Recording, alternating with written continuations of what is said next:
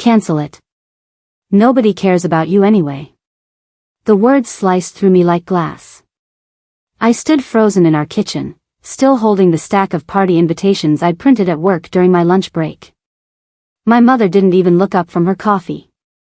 She just waved her hand dismissively, like I was a fly buzzing around her breakfast. You said you'd host it, I whispered, my voice already cracking. She finally glanced at me, her eyes cold and bored. I changed my mind. It's pathetic to throw a party for yourself. You're 25, not 5. Grow up.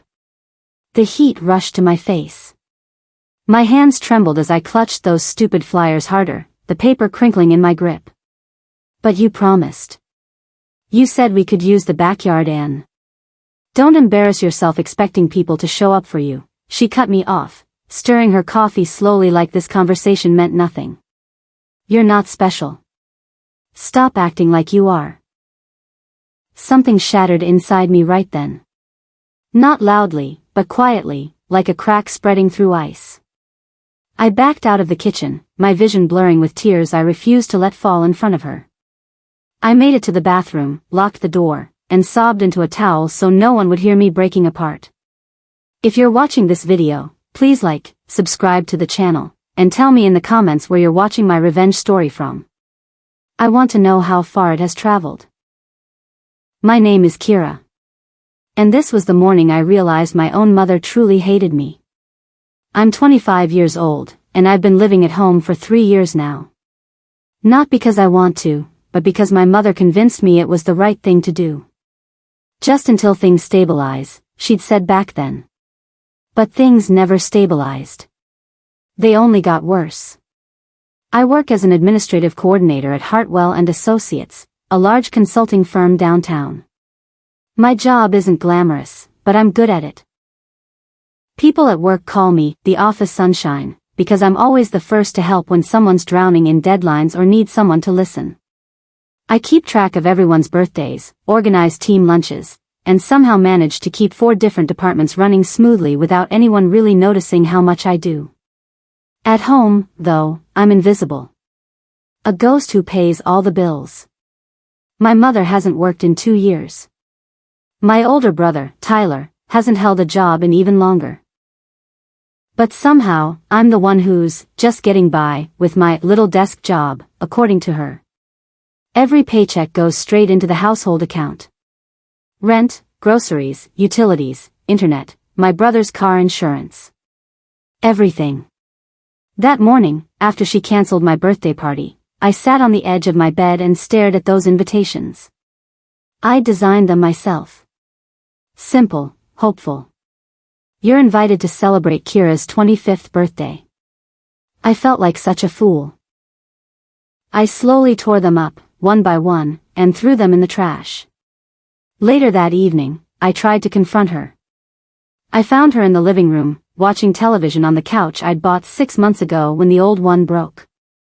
Tyler was sprawled beside her, scrolling through his phone, eating chips from a bag I'd paid for. Mom, can we talk about this morning? I asked, standing in the doorway. She didn't look away from the screen. Talk about what? About what you said. About canceling the party. Now she turned to me, and her expression was pure irritation. I never said nobody cares. You always twist my words, Kira. You're so dramatic. My chest tightened. You said exactly that. You said nobody cares about me and that I shouldn't embarrass myself. Tyler finally looked up. Can you two not do this right now? I'm trying to watch something. My mother's face softened when she looked at him, then hardened again when she turned back to me. Your brother's right. You're always starting arguments. I work my ass off to keep this family together. You don't work at all, I said quietly, the words slipping out before I could stop them. The room went silent. Tyler's eyes widened. My mother's face turned red. Get out, she said, her voice dangerously low. I left the room, my heart hammering. But I didn't apologize. Not this time. The next morning at work, I couldn't focus. My manager, Patricia, noticed immediately. She stopped by my desk around 10 o'clock, her face gentle with concern. "Everything okay, Kira?" she asked. I forced a smile. "Yeah, just tired." She didn't buy it. Patricia had been at Hartwell for 20 years. She could read people like books. "You don't seem like yourself. Want to grab coffee in my office?" I followed her to the small corner office she shared with 2 other managers. She closed the door and handed me a mug of tea from her personal stash. "What's going on?" she asked softly. I broke. Not completely, but enough. My mom was supposed to host a small birthday dinner for me this weekend. She canceled it yesterday. Said nobody would show up anyway. Patricia's expression changed. Something flickered in her eyes, a mix of anger and sadness. "That's not okay, Kira. That's really not okay." "It's fine," I lied. "I'm used to it." "You shouldn't have to be used to it." We sat in silence for a moment. Then she squeezed my hand and said, "You deserve better than that." I nodded, not trusting my voice. What I didn't know was that Patricia left that meeting and immediately started making phone calls. Something was already in motion, and I had no idea it was happening. That afternoon, I tried to pull money from my savings account. I figured maybe I could treat myself to a nice dinner somewhere, alone if I had to. But when I checked my banking app, my stomach dropped. Account locked. I called the bank immediately. The representative told me a withdrawal request had been made 2 days ago, draining almost everything. The request came from a joint account holder. My mother. I drove home early, my hands shaking on the steering wheel. I found her in the kitchen, calm as ever, making herself a sandwich. "You took my savings," I said, my voice flat. She didn't even flinch. "I needed it. This is our house, Kira. Your money is our money. That's how family works." That was my emergency fund. I'd been saving for 3 years. She turned to face me, her eyes hard. "And I've been raising you for 25. You'd rather hoard money for yourself than help your family when we're struggling? You're not struggling. You just don't want to work." Her jaw tightened. "Get out of my kitchen. This is my house too. I pay for everything here. Then maybe you should move out if you're so miserable." I stared at her, stunned. Tyler walked in, saw the tension, and immediately turned around. He wanted no part of this. My mother went back to making her sandwich like nothing had happened. I walked out, went to my room, and cried until I couldn't breathe. Friday came. The day I was supposed to have a small dinner with a few friends. I'd texted 3 people from my old college group, just casual friends I thought might show up. But by 6 o'clock, my phone was silent. Nobody messaged. Nobody called. I sat on my bed, staring at my phone, wondering if I'd gotten the day wrong. Then a text came through from my friend Brooke. "Hey, your mom told me you canceled tonight. Hope everything's okay." My blood went cold. I called Brooke immediately. "What do you mean my mom told you?" I asked, trying to keep my voice steady. "She texted me yesterday from your phone. Said you weren't feeling up to it and wanted to reschedule." I pulled up my message history. Sure enough, there were outgoing texts I'd never sent. She'd taken my phone while I was asleep and impersonated me. She'd sabotaged my entire night. "Brooke, I never sent that. I didn't cancel anything." There was a long pause. "Kira, that's really messed up." I hung up and sat there, shaking. Who does that to their own child? What kind of person goes out of their way to make sure their daughter has no one? That night, something inside me finally snapped. Not into anger, but into clarity. I wasn't going to keep living like this. I couldn't. Monday morning, I dragged myself into work. I felt hollow, like someone had scooped everything out of me and left just a shell behind.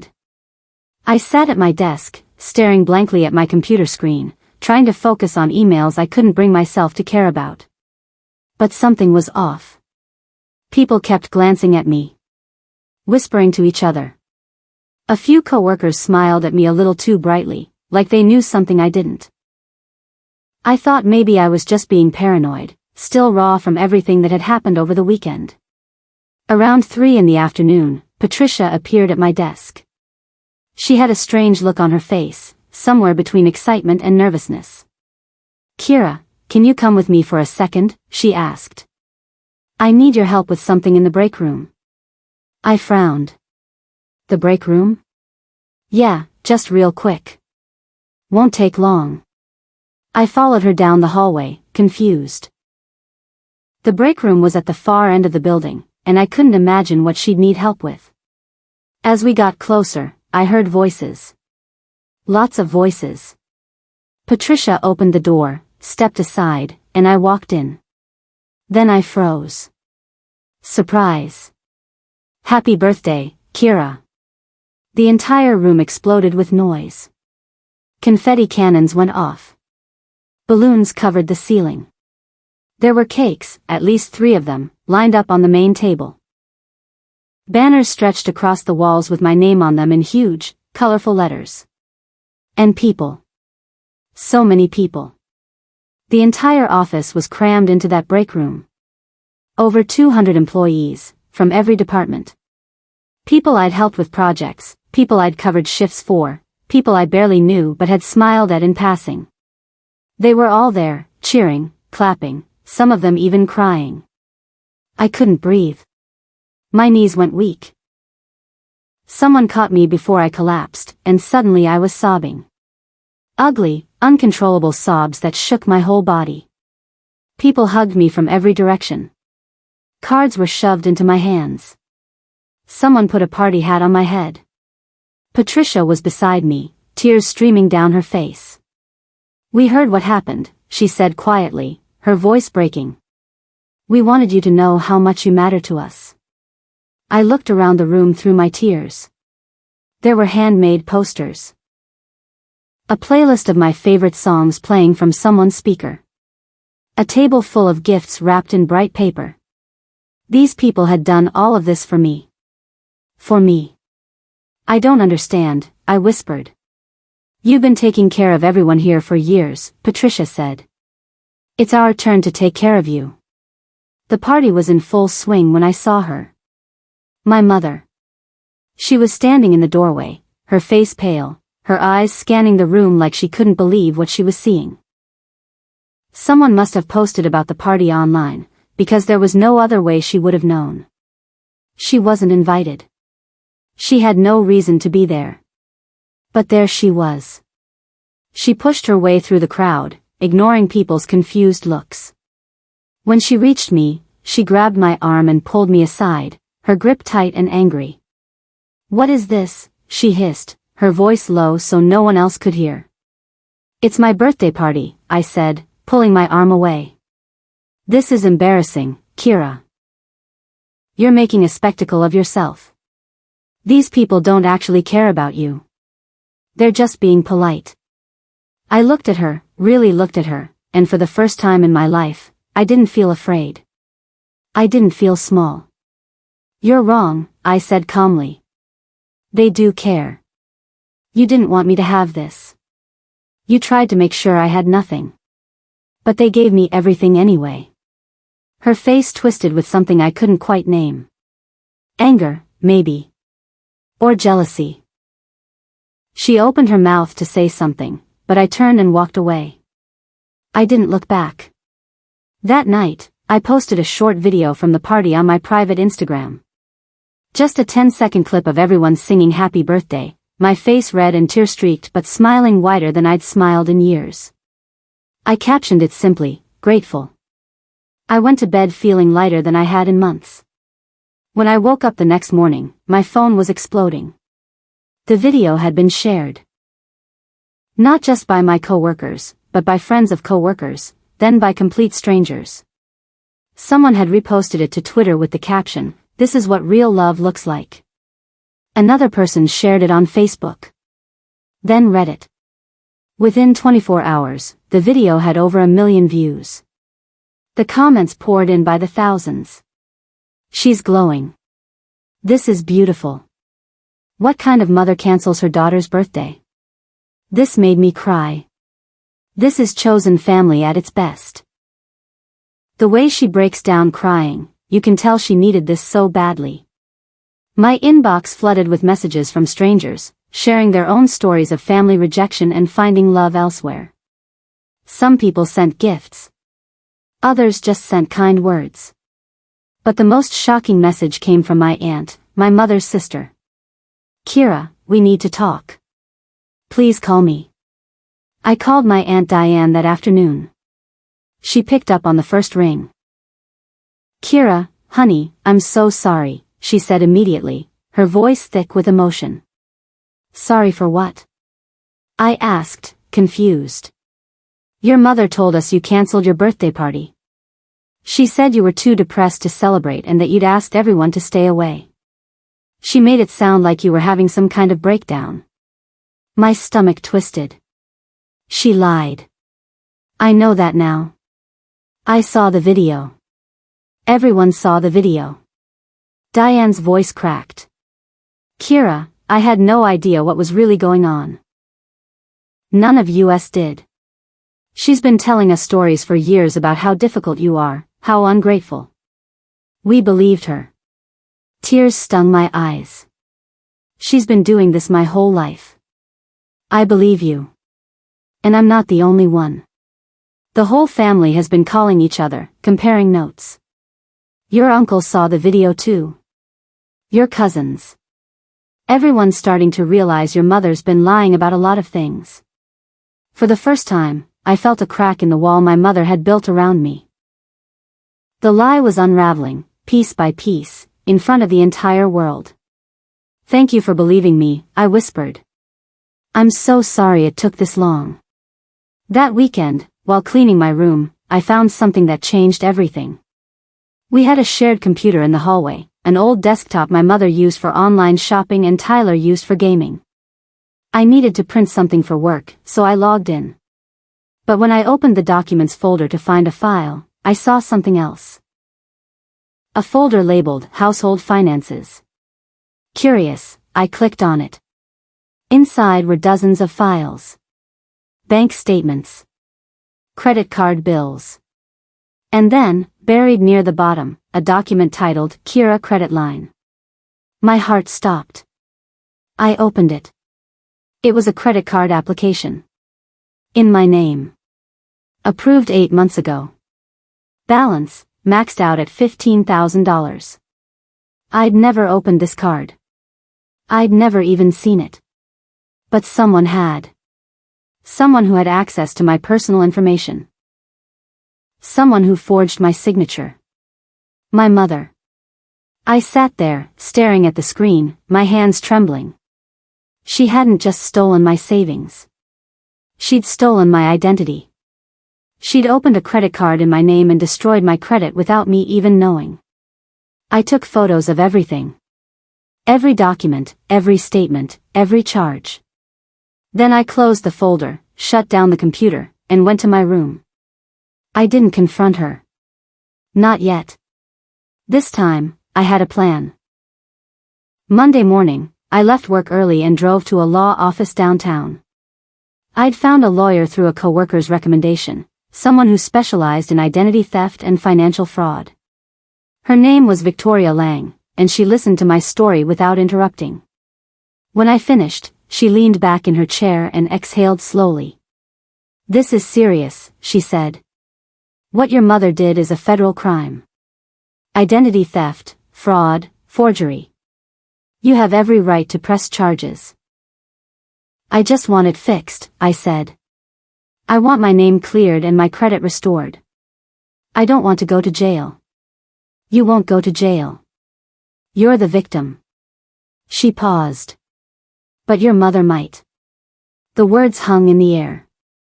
Part of me felt guilty. But a bigger part of me felt something else. Relief. Victoria walked me through the process. File a police report. Contact the credit bureaus. Freeze my credit. Dispute the charges. Gather all documentation. It would take time, but it was possible. I'll also help you open a new bank account, she added. One she can't access. You need to start protecting yourself financially. I nodded, feeling a strange sense of clarity. For the first time in my life, I wasn't reacting. I was planning. That afternoon, I opened a new account at a different bank and changed my direct deposit. My next paycheck wouldn't go to the household account. It would go to me. The next 2 weeks moved like a blur. I filed the police report. Submitted fraud claims to the credit bureaus.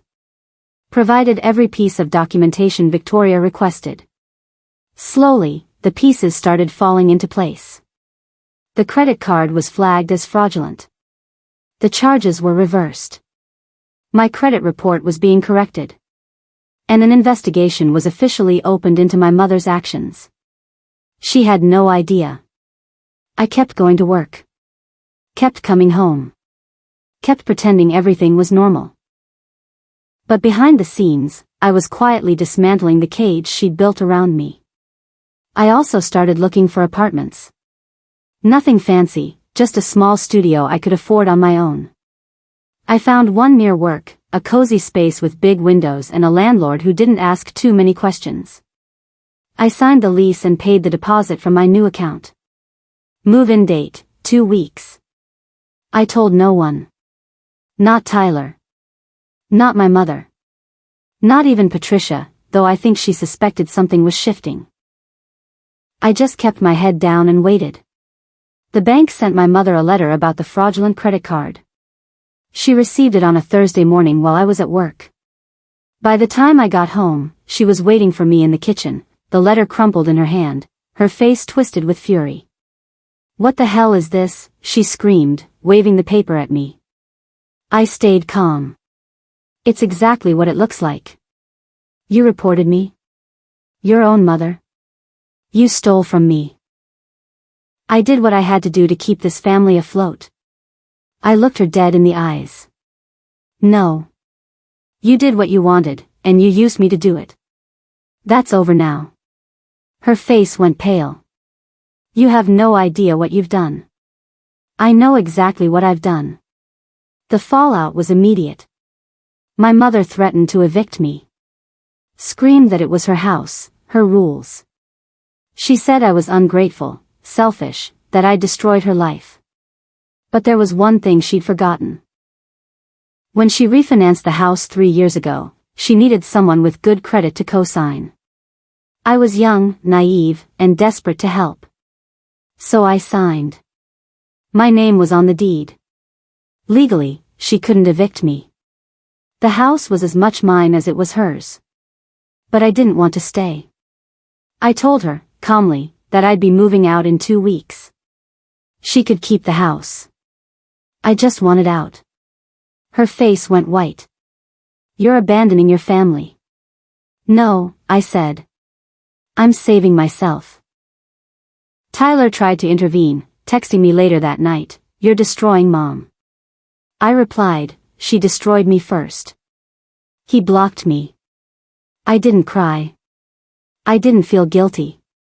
I just felt free. Moving day came quietly.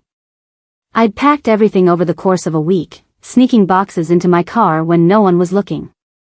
On Saturday morning, while my mother and Tyler were out, I loaded the last of my things and drove away.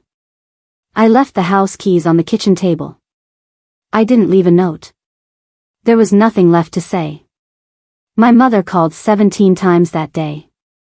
I didn't answer. She left voicemails, each one more frantic than the last. Crying. Yelling. Begging. Threatening. I blocked her number. Tyler texted from a new number, "She's losing it. You need to come back." I didn't respond. For the first time in 25 years, I was alone. Truly alone. And it felt like breathing for the first time. I spent the first night in my new apartment sitting on the floor, eating takeout and staring at the empty walls. It was quiet. almost too quiet. But it was mine. The next morning, Patricia texted me, "Heard you moved. Want help decorating?" I smiled. "I'd love that." She showed up that afternoon with 2 other coworkers, arms full of plants, picture frames, and a set of kitchen towels. We spent hours arranging furniture, hanging curtains, laughing at inside jokes from the office. When they left, my apartment felt less empty. It felt like home. That week, my mother tried a different approach. She posted on Facebook a long, dramatic essay about ungrateful children who abandon their mothers after everything they've sacrificed. "I gave her everything," she wrote. "And this is how she repays me. I don't understand how children can be so cruel." The post got some sympathy at first. But then, the comments started shifting. Didn't she cancel her daughter's birthday party? I saw that video. The whole office threw her a party because her mom refused. This doesn't add up. Someone linked to the Reddit thread about my story. Someone else shared screenshots from the birthday party video. My mother's post was flooded with questions she couldn't answer. She deleted it within hours. 2 weeks after I moved out, Patricia called me into her office. "Close the door," she said, her expression serious. My stomach dropped. Had I done something wrong? She gestured for me to sit. Then she smiled. "Kira, I wanted to talk to you about something. You've been with us for 3 years now, and in that time, you've proven yourself to be one of the most reliable, hardworking people on this team. You manage 4 departments without breaking a sweat. You keep everything running smoothly. People trust you." I blinked, confused. "Thank you. I'm not just saying this to be nice. I'm saying it because we're promoting you." My breath caught. "What?" "Senior Administrative Manager. Salary increase. Your own office. You've earned it, Kira. The way you've handled everything lately, both here and in your personal life, has been remarkable. You're stronger than you think." Tears filled my eyes. I don't know what to say. Say yes. I laughed, wiping my face. Yes. Absolutely yes. When I left her office, I felt like I was floating. Everything was changing. Everything was finally falling into place. 3 weeks after my promotion, my mother showed up at my office building. I was in a meeting when security called. "There's a woman here demanding to speak to someone in HR. She says it's about you." My blood went cold. "I'll be right down." I found her in the lobby, pacing, her face red and furious. She spotted me immediately. "Kira, we need to talk." "No, we don't. You can't just cut me out of your life like this. I'm your mother. And you stole from me. You sabotaged me. You tried to destroy me." People were starting to stare. Security hovered nearby, unsure whether to intervene. "You're blowing this out of proportion," she hissed. "I made mistakes, yes, but you're acting like I'm a monster. You are a monster." Her face crumpled. For a second, I almost felt sorry for her. Almost. Security stepped in. "Ma'am, you need to leave." She looked at me one last time, her eyes filled with something I couldn't quite read. Then she turned and walked out. That was the last time I saw her in person. A few days later, the family group chat exploded. My mother had sent a long message, trying once again to spin the story in her favor. She painted me as vindictive, selfish, unstable. She claimed I'd abandoned her after all her sacrifices, that I'd turned the family against her for no reason. For a moment, I considered staying silent. But then I remembered all the times I'd stayed silent before. All the times I'd swallowed her lies to keep the peace. "Not anymore," I replied. With receipts. I sent screenshots of the fraudulent credit card. Copies of the police report. Photos of the bank statements showing she drained my savings. Screenshots of the text messages she'd sent pretending to be me, canceling my birthday plans. Then I wrote, "I'm not lying. I never was. She's been doing this for years," and I finally had the courage to leave. The chat went silent. Then, one by one, family members started replying. "Kira, I'm so sorry. I believe you. We had no idea." My mother tried to defend herself, but no one responded to her.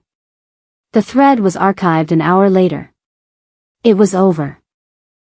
One night, a few weeks later, my mother left me a voicemail. I almost didn't listen to it. But curiosity got the better of me. Her voice was shaky, broken. "Kira, you ruined me. You ruined everything. I hope you're happy." I sat there, phone in hand, staring at the screen.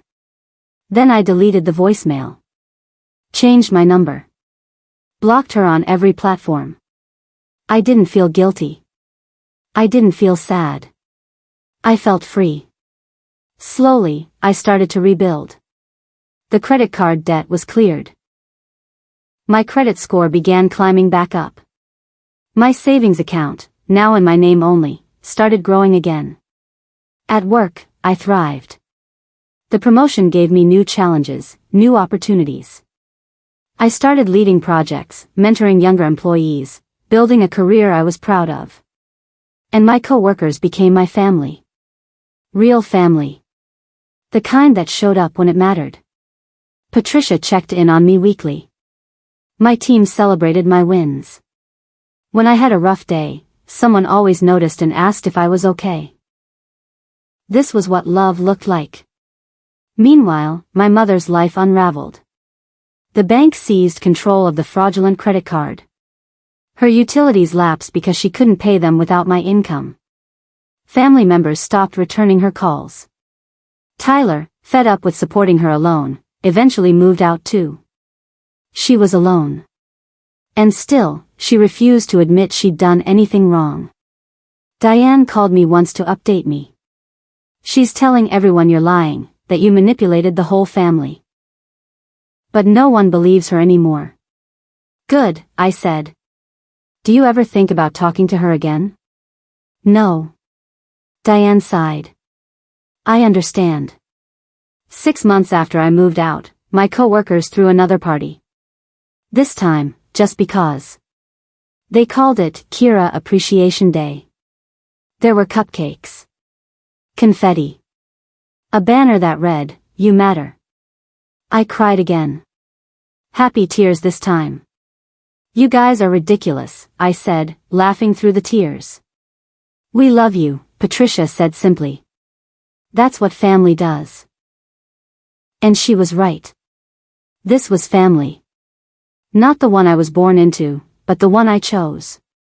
The one that chose me back. I don't hate my mother. Honestly, I pity her.